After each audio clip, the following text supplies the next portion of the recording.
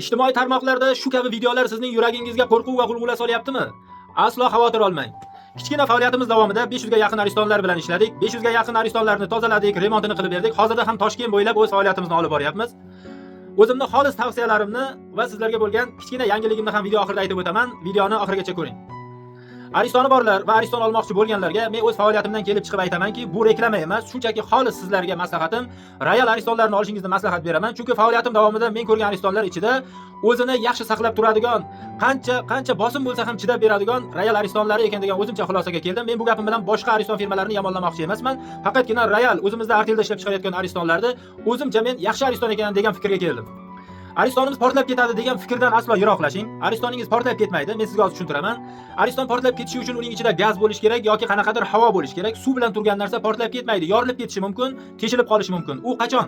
7 yil, 8 yil ishlatyapsiz, ishlayapti-ku deyapsiz. Lekin uning ichida chirish bo'lib, chirigan stena, ya'ni chirigan aristonning baki suvdan kirayotgan bosimga, ichkarida parlanishda hosil bo'layotgan bosimga javob bera olmay qolib, teshilishi yoki yorilib ketish ehtimoli katta.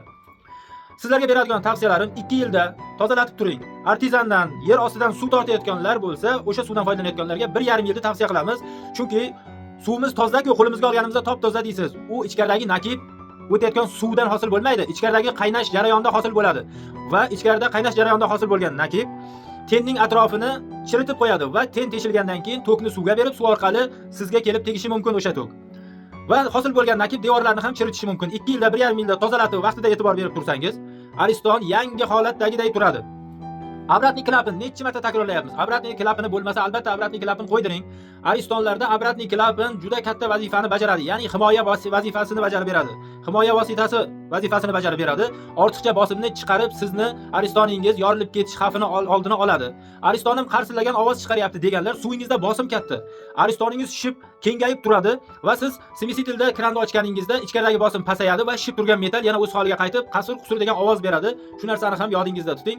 Videolarimizni yanada keyingi videolarimizni ko'rmoqchi bo'lsangiz, podpisatsiya bosing hamda ushbu videoni o'zingizga yaqin bilgan do'stlaringizga jo'natib qo'ying. Salomat bo'lingizlar. Kirib kelayotgan yangi yil barchalaringizga barakotli yillardan bo'lsin. Salomat bo'ling.